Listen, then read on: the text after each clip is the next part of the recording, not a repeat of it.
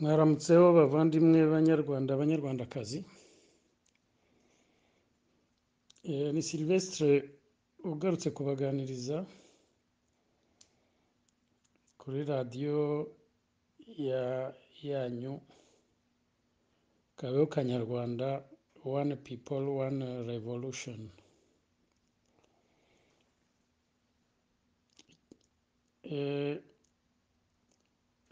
Muri iki kiganiro mbazaniye nise Rukokoma ya Nyamwasa ipfiriye mu iterura.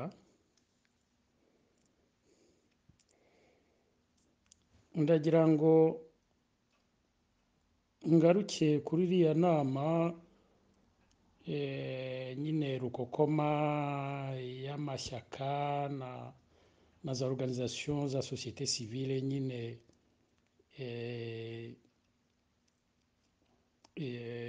yakozwe kuri initiative ya Nyamwasa nyine, Nyamwasa yambaye perike ya Charlotte.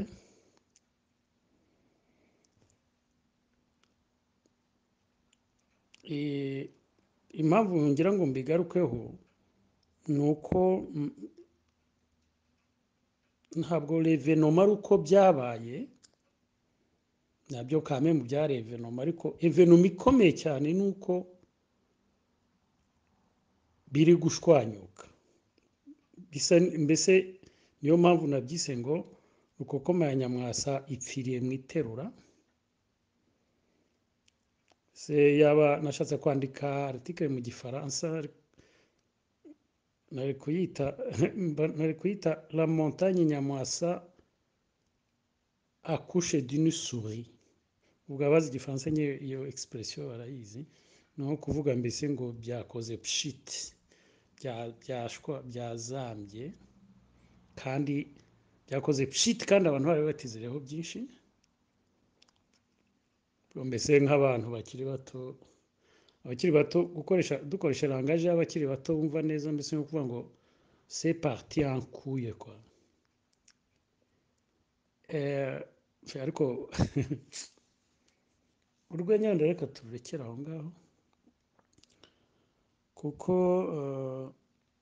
birababaje. Njye ndababaye kandi nkomeje, kuko iriya initiative Nyamwasa yari yakoze arasambura abanyarwanda baharanira guhindura ubutegetsi mu Rwanda. Abantu bose bari bayitegereje, ni initiative nziza. Umuntu wavuga yuko bitababaje yuko bikoze pshiti yaba ari umuntu w'inyangabirama, mbese nk'uko numvise Gaspard abivuga, uwitwa Gaspard Musabyimana abivuga mu kiganiro cy'abanyamakuru cyatanzwe n'abinisiye iyo nama. Ndababaye rero, ariko nk'uko bigenda mu buzima nyine busanzwe, urababara, ese ugira sentiment kubera ikintu kibaye, ariko ntabwo uguma kwicara muri sentiment. Turuva nyine wabaye umusazi, ugera ukava muri sentiment, noneho ugasesengura ibikubayeho cyangwa ibibaye. Ibyo ni ibintu bikomeye cyane bigufasha. Nibyo rero ubu ndimo, nibyo ngiye gukora.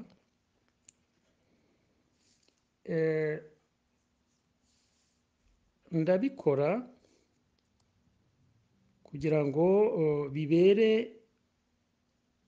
ibyo nza kuvuga, niba bifite agaciro, bizabere isomo abandi bantu bose bumva bashaka gufata za initiative zijyanye no kujera rubanda. Donc ni ukuvuga amashyaka agamije kugera ku butegetsi, cyangwa za sosiyete sivile zigamije guharanira inyungu za rubanda bibere isomo abo ngabo bose bashaka kubikora bagamije kubaka u Rwanda rushya nyuma y'amahano twaciyemo. Donc amahano twaciyemo ndumva ubu ngubu nyine ni uku bisigaye byitwa, umwe uturutse bukuru nyine bwirakwiye hose, niko bisigaye byitwa amahano twaciyemo nk'uko Perezida Kagame yabivuze. Ariko ayo mahano nyine ubundi agomba kugira uko yitwa, kugira qualification. Kuvuga rero yuko dushaka kubaka u Rwanda rushya nyuma y'ayo mahano, nicyo kigamijwe. Ngera impamvu ngira ngo mbibaganirizeho nuko ubona ko abantu benshi basa n'abatumva ko u Rwanda rushya twubaka ari urwa nyuma y'ayo mahano, ngo bumve yuko nyuma y'ayo mahano u Rwanda rushya ruzubakwa rugomba kuba rutandukanye cyane n'urwahozeho mbere. Bivuga ngo no kurwubaka ruzubakwa ku bundi buryo butandukanye n'ubwo bakoreshaga bubaka urwahozeho mbere. Abantu benshi rero ntibarabyumva, niho usanga habera ibibazo bikomeye nka za initiative nziza nka ziriya zigakora pshit comme ça.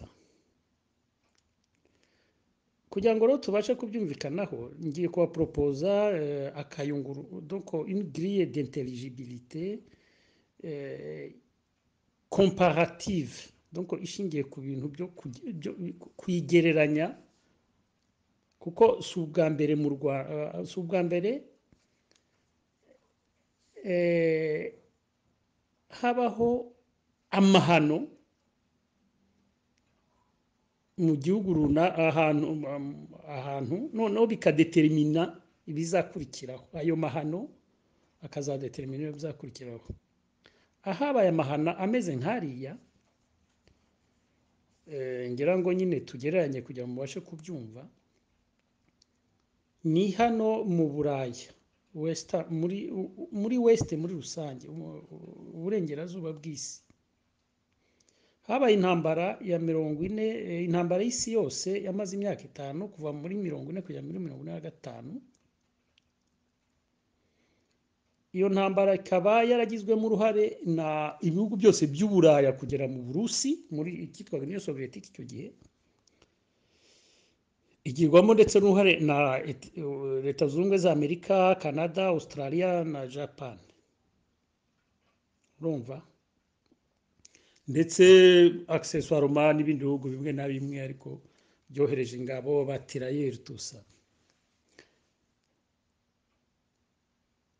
Iyo ntambara rero nk'uko byagenze mu Rwanda,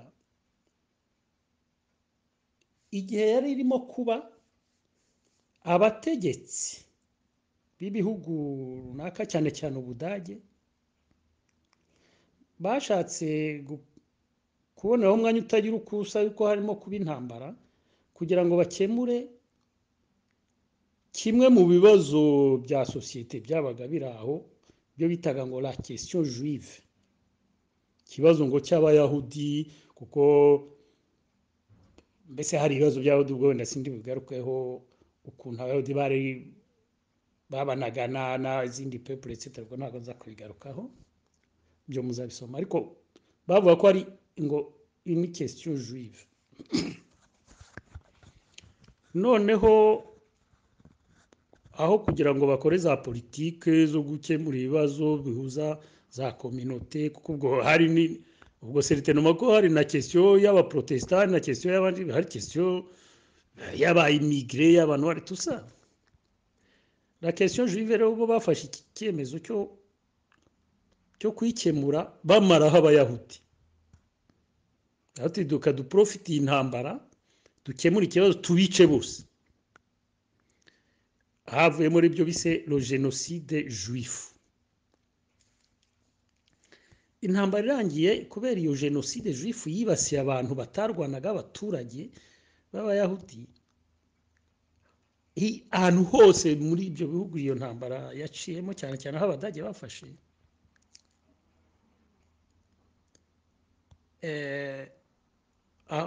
aho abadage bafashe kwa bo kuko muri Amerika nyine ntago bishe abayahudi bo kubera traumatisme izo massacre z'abaturage b'abasivili batarwanaga zateje muri societe y'Uburaya bwose no muri Union Soviétique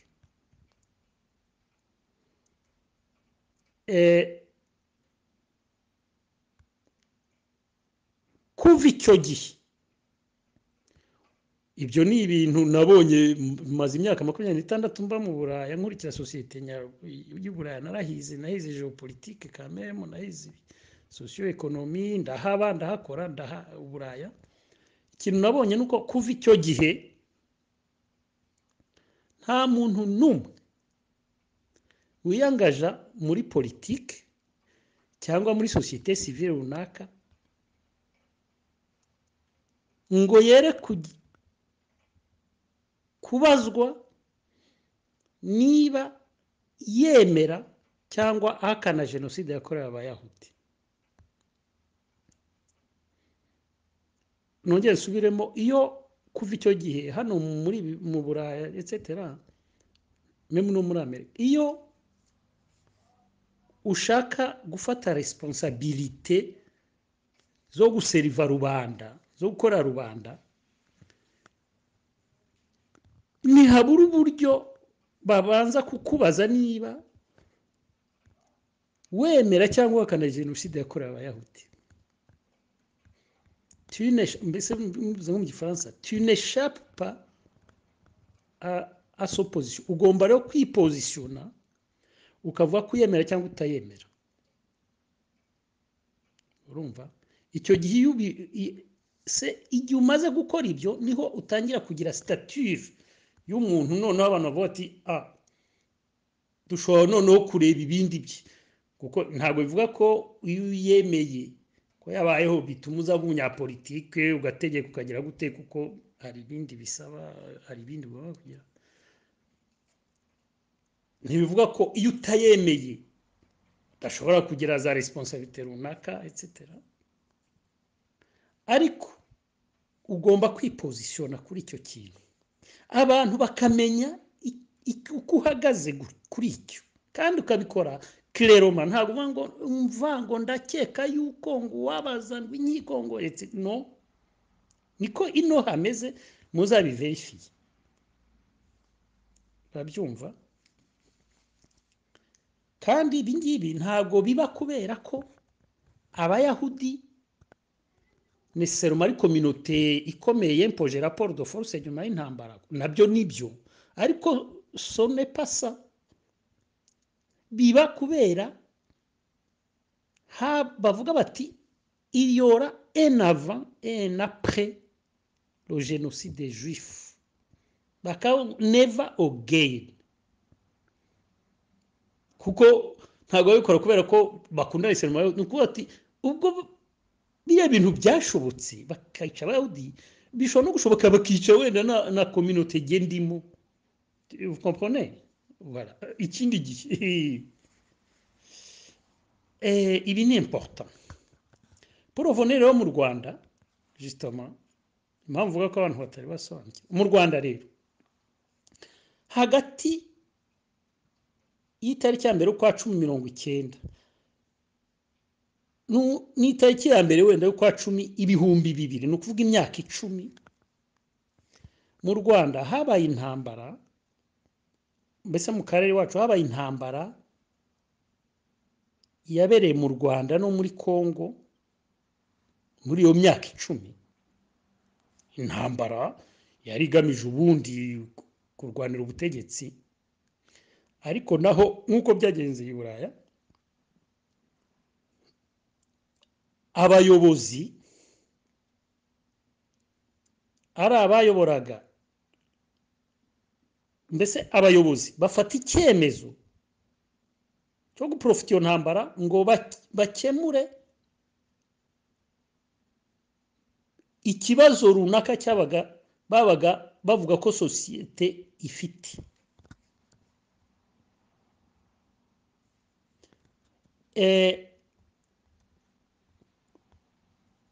Muri guverinoma, donc abayobozi ba guverinoma y'u Rwanda yitwaga abatabazi bari barwana ubutegetsi n'inkotanyi,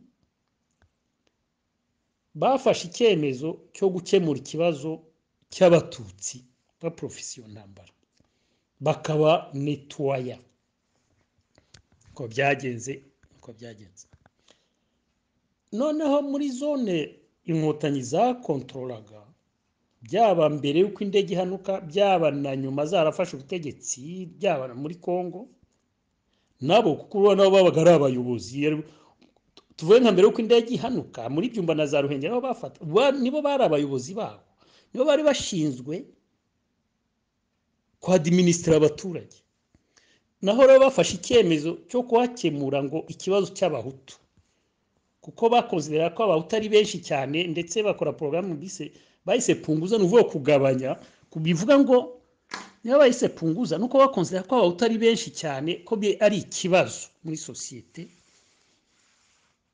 Voilà, muri sosiyete barota y'u Rwanda bashaka kurevolutiona. Ubwo rero intambara yamaze imyaka 10 yarangiye, habaye jenoside y'abahutu, haba na jenoside y'abatutsi, bitraumatiza cyane le peuple rwandais, ku buryo naho burya mu Rwanda kuva biriya byaba, uretse nyine évidemment, ubwo ngiye kwibagirwa igitugu cyo ni igitugu, ariko naho kuva byaba nta muntu numwe, burya nta muntu numwe ushobora gufata initiative politique yaba yo kuzagera ku butegetsi ayobora amashyaka, yaba ibya société civile, ngo agire stature atari yipositiona kuziriya jenoside zombi. Agomba kuvuga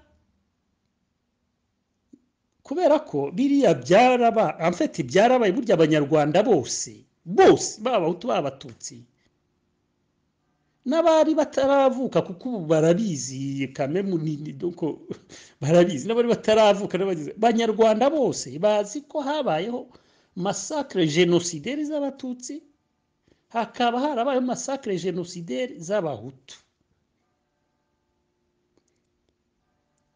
Babaye traumatize par ibyo bintu, ku buryo umuntu wese agomba kubanza kwipositiona akavuga ko yemera ko izo jenoside zombi zabaye, cyangwa se ko atemera ko zabaye, cyangwa se ko yemera imwe kwindi atayemera, ariko akabivuga de manière extrêmement claire.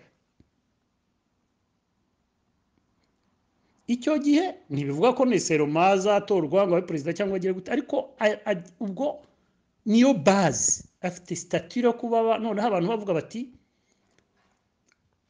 hari ikintu nibagiye gupresiza, meme no kuyihakana nabyo bigwa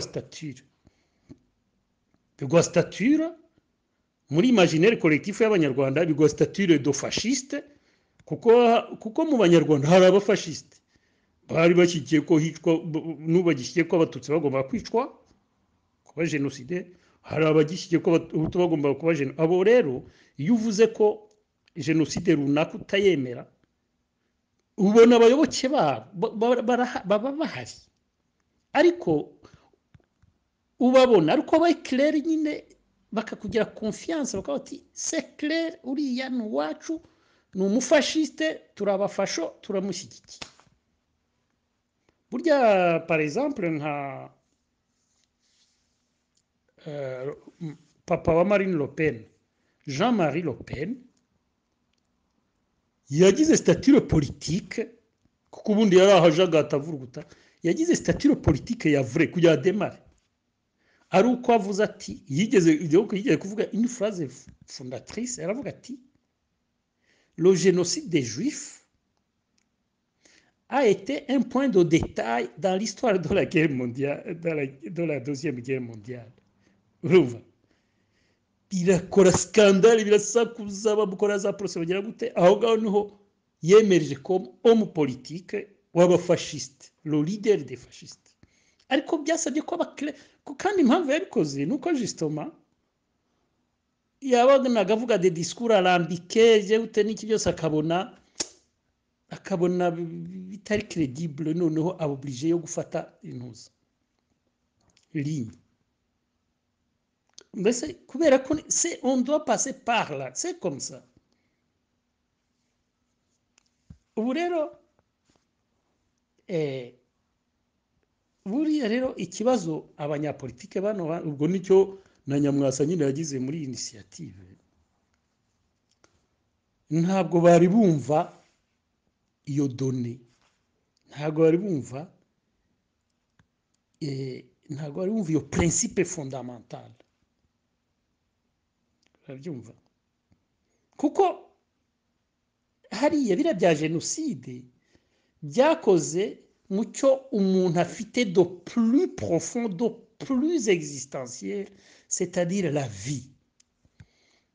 Donc bira byo ngo uraza ukore politique ngo tuzazana ngo démocratie, tuzazana droit de l'homme, tuzazana ceci, tuzazana cela, c'est bien, ariko ibyo c'était avant. Nabyo nyine en fait ibyo biza nyuma, ariko la base ugomba kubanza ukayishyira hariya. Urabyumva, iki ni ikintu fondamental nagira ngo mvuge. Buriya Nyamwasa ikibazo afite kuva yaza nyine na n'ubu nyine akaba obligé kwisha inyuma y'abadamu n'iki byose ntabwo bigakora pshit bigapartankuye, nuko atariya yipositiona par rapport y'icyo kintu navuze, ngo avuga ati jyewe Nyamwasa ku mugaragaro nemera ko habayeho jenoside y'abatutsi, nemera kandi ko habayeho jenoside y'abahutu, cyangwa ngo avuga ati jyewe Nyamwasa nemera ko habayeho jenoside y'abatutsi, ko nta jenoside y'abahutu yabaye, habaye ibindi par exemple, akaba clair. Ati cyangwa jyewe Nyamwasa nemera ko habaye jenoside y'abahutu, ko hatabayeho jenoside y'abatutsi etc. Akaba clair. Icyo gihe abagize statut niho noneho tuzamenya tuvuga tuti, abantu bakavuga bati ok voilà, noneho reka twumve n'ibyo avuga.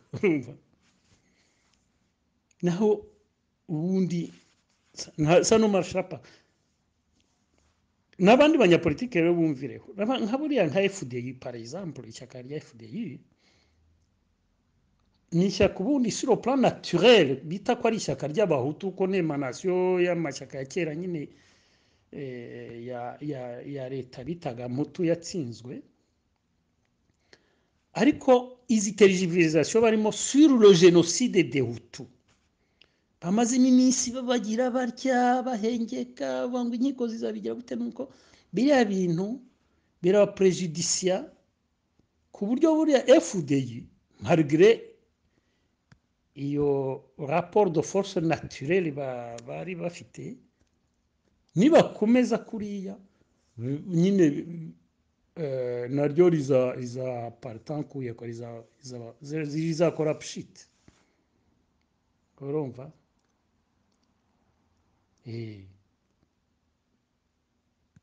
donc rero niyo mpamvu ngiye mvuga ko mbabaye, kuko kamemu iriya initiative yari nziza, harimo abantu bafite babyitabiriye bafite agaciro, harimo ndetse n'abipositionnye bo deja. Uwo nzi nkuriya Jean Marie Vianney Ndagijimana nawe yabanje kwivuruguta n'iki byose, ageze aho il a compris, ahita avuga ati nshinze ibuka bose rengera bose, habayeho jenoside y'abatutsi, haba jenoside y'abahutu, dore aho nshinze icumu point barre. Buriya donc avec lui mushobora kumenya ibyo urimo. Ariko ikibazo rero urabona yagiye hariya reba uriya mujene we ntabwo nzi positionnement ye, uriya Gilbert mwene data kuri ibi nyine nawe enfin ntabwo icyo kora wenda ushobora kuba ayifite ariko ntabwo nayiverifiye. Mais hari n'abandi ba 60 bari hariya wenda bo bari clair bafite za positionnement. Il faudrait que niba binakomeye ko sinifuza ko bikora pshite ntabwo nifuza ko bikomeza muri pshite, nifuza ko niba binakomeje bo bashobora gukora pression. Niba Nyamwasa bamubonaho izindi qualité iki byose bashobora gukora pression kuri Nyamwasa kugeza ubwo yipositione clairement, kandi wakaza hariya apana kwambara perike akayikuramo akavanamo kohotaro akavanamo ijipo akajya hariya akavuga ati dore ma position. None impaka zigatangira ku biti. Urumva? Attention, hano je parle ku byerekeye kwemera ko cyangwa kutemera ibyo bita par ricochet, ibyo bita birya bavuga ngo uyu ni négationniste cyangwa uhakana cyangwa wemera, kuko ku byerekeye révisionnisme byose autre chose ni byo ça peut faire objet de débat.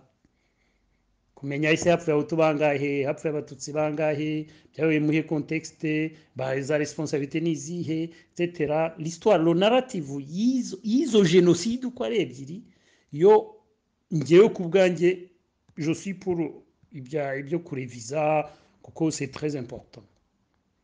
Et donc nta gitugu cyo kuvuga ngo emera ko amateka nk'ibi tuvuga kuri Nyamwasa yuko hari umugenosideri w'abahutu, tubihera ku mateka y'abantu babidocumenté etc. Ariko Nyamwasa ashobora kubireviza, ashobora wenda kuvuga we none akavuga ariko atabanje kuvuga ngo ntiyabaye. Enfin cyangwa yavuze ko itabaye nta kintu nta makazi ziba zishoboka avec lui. Urabyumva? Donc kuri génocide par exemple y'abahutu ko y'abatutsi yo ndumva avuga ko ayemera, y'abahutu yemeye ko yabaye, ntabwo ngewe ku bwanjye numva yaba afite uburenganzira bwo kureviza amateka yayo nk'uko yamuvuzweho, yakareviza agatanga ibimenyetso akagira gute akisobanura. Ariko dukeneye ko abantu bakeneye ko yipositiona. Buriya niyo mpamvu bino inama yabaye none mukamona iri partira nkuye rero navuze nuko abantu bari kubyamagana, bamwe banditse babigaya, bamwe banze kubijyamo etc. Hari witwa Gatebuke umujene muri leader d'opinion wakoze communiqué ejo bundi très fracassant. Donc ça part en couille.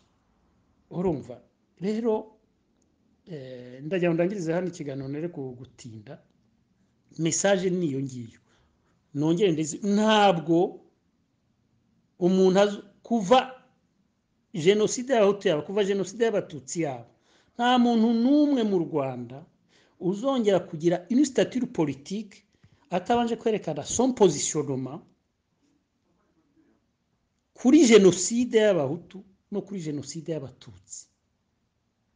Nta reme bishobora kugira, son engagement ntishobora kugira ireme na busa, ashobora kwivuruguta gusa akivuruguta bikahagarara aho ngaho. Murakaba rero ndagira ngo mbashimire, ubwo naho ubutaha mu kindi kiganiro.